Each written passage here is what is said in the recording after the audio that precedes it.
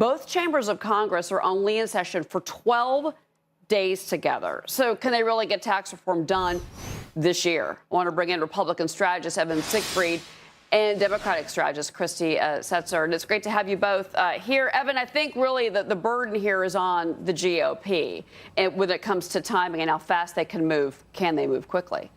Yes, the burden is on us, but we've always been maintaining that tax reform was going to happen in October or November was really when we were going to take it up in earnest because of the debt ceiling and the budget being against the September 30th deadline and only 12 legislative calendar days for Congress in September.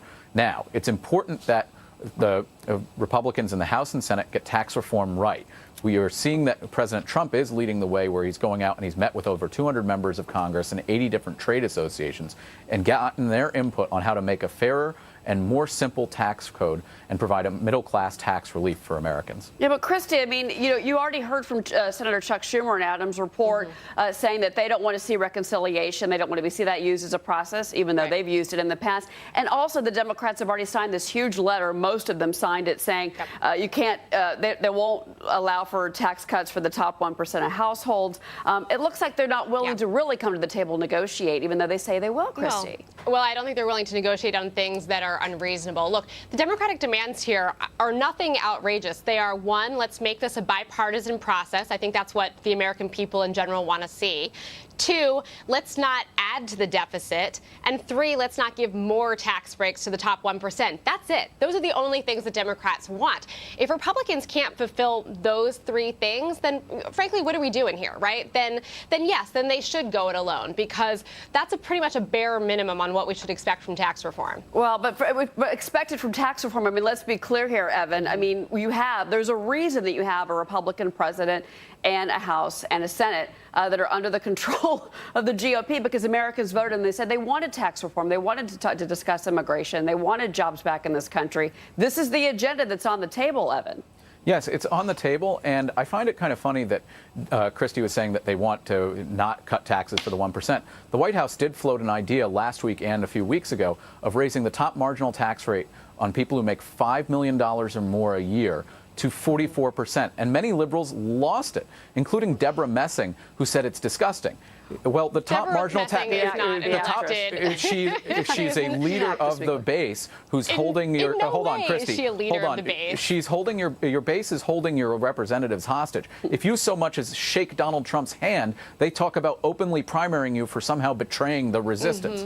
They're not in any way politically incentivized to work with and create bipartisan results. They just want to be the party of no. Christy, to be clear here, obstructionism. I mean, that's what they're taking their cue from, and that's what a lot of people would argue that's what the Republicans did to the Obama administration, and sometimes that strategy does work. No, there's a little bit of revisionist history here. I think we're forgetting that it was Mitch McConnell who said that they were going to pursue the go-it-alone strategy. That came before any of this. And then, again, you only need to look to the healthcare debate to see the folly in doing that. It means that, fine, you can try to get every Republican on board, but you might actually lose people who are just offended, like John McCain was, by the process of excluding Democrats. And then you might actually lose people on the merits, like Susan Collins and Lisa Murkowski were, because maybe they think that tax reform should benefit the middle class and not just the top 1%. Evan, our tax reform is purely to benefit the middle class, and it's to help lower corporate tax rates as well. It's to ensure that the middle class is not sacked with overburdensome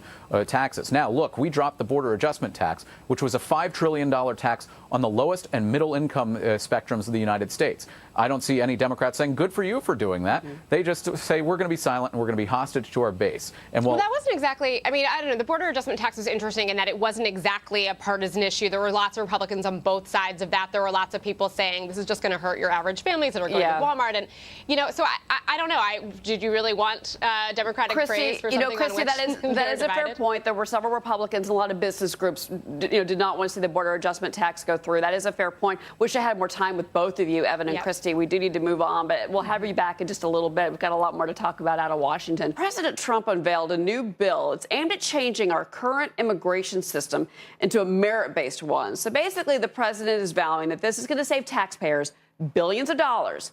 Watch him earlier. This competitive application process will favor applicants who can speak English, financially support themselves and their families, and demonstrate skills that will contribute to our economy.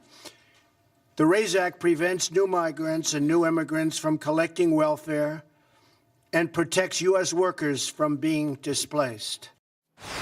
Okay, so are Democrats going to be on board with this bill? Let's bring back in Evan Siegfried and Christy Setzer. It's good to have you both back here on this one. I think, Christy, that's the question for you. Are they going to get any support from the Dems on this one? Zero. None at all. Look, no one is interested really in looking at legal immigration. Everything that we've talked to you about so far has been illegal immigration. But in fact, legal immigration, there's a very large difference, is actually an enormous economic boon to this country. Why? Because people who are coming here legally, they are spending money, they're paying taxes, they, are raising children who are good, productive members of society. I think you're not just going to see Democrats oppose this. I think you're going to see a large number of Republicans, including, I would imagine, Evan Siegfried, oppose this as well. Well, but hold on, Christy, just to correct something here, though, 50% of immigrant households are on welfare right now. I mean, that's the point here, is the drain on the system, Christy. These are numbers you can't ignore. That seems like some fuzzy math to me here. No, I mean, of course, the reason why you're going to see people like the U.S. Chamber of Commerce absolutely come out against this, I would be stunned and shocked and amazed if they did not. Well, it's because they understand the value of legal immigration to this country. Well, Christy, these are government numbers I'm quoting, but let me get Evan in here at least and kind of get through the specifics of this. Because this is what the president campaigned on. It's one of the big reasons that he was elected president. He basically wants to bring jobs back to American workers. But what do you think about the ideas that they're coming out? They've got to speak English. They've got to offer some kind of skill. They're looking for entrepreneurs and those that can contribute to maybe technology companies, for example. What do you make of the proposal as is today?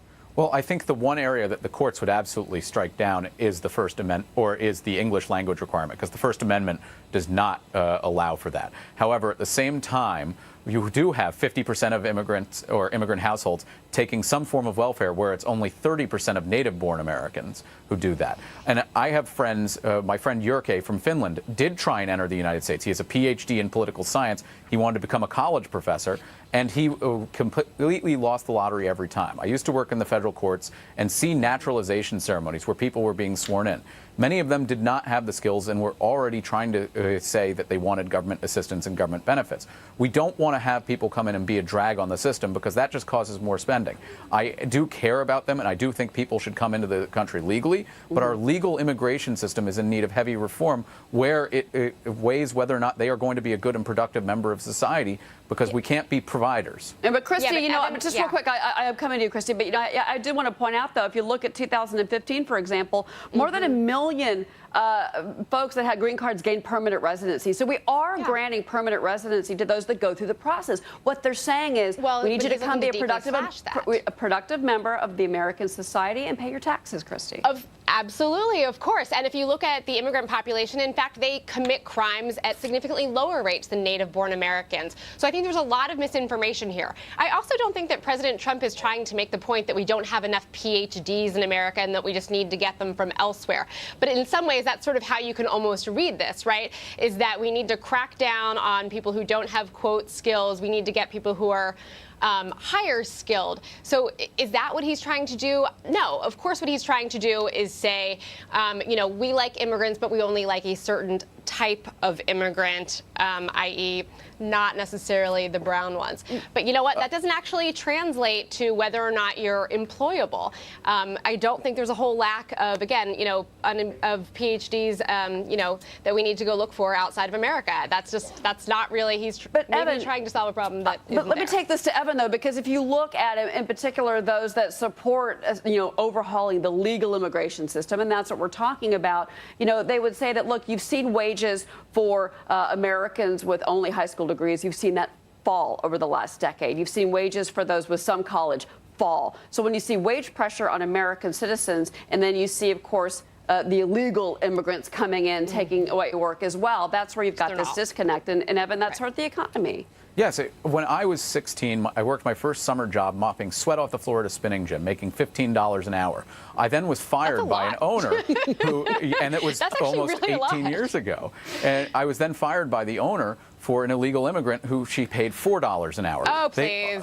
It did happen. I'm sorry, that's absurd. That's Christy, absurd. it happened. You don't believe him, Christy? I'm going to take him at his word. I don't believe him. I'm not going to take him at his word. No.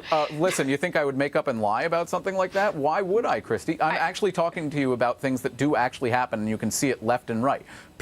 Americans want, businesses want to pay less and less, and you don't have as many, when they see somebody like me at the time, who is $15, or somebody who is an illegal immigrant, $4, which would they choose? In this case, this business chose $4, and they're not committing unique. a crime. Okay, Yeah, so well, you're all again, for enforcement. Yeah. Christy, let me give you a last word. We're almost out of time. Go ahead. Then Absolutely. sanctuary cities? Yeah, no, look, we're trying to, talk about a problem here that does not exist. I, too, had minimum wage jobs. I was not actually, in my first job, lucky enough to be paid $15 an hour. If I had actually been displaced for somebody who was making $4 an hour under the table, then that employer is actually committing a crime. I don't know what President Trump's trying to do here. Yeah, well, obviously this is going to have to go to the Senate, and we'll see what the Senate says. There's been a little bit of pushback already from some that say that this isn't overall a great idea, but we'll let them debate that, and they'll be doing that soon. Evan, Christy, thank you again. It's good to see you again. And Evan, we're glad that you're still working today. You're still employable, Evan. Good for you. So is my mortgage broker. Yeah, exactly. Yeah.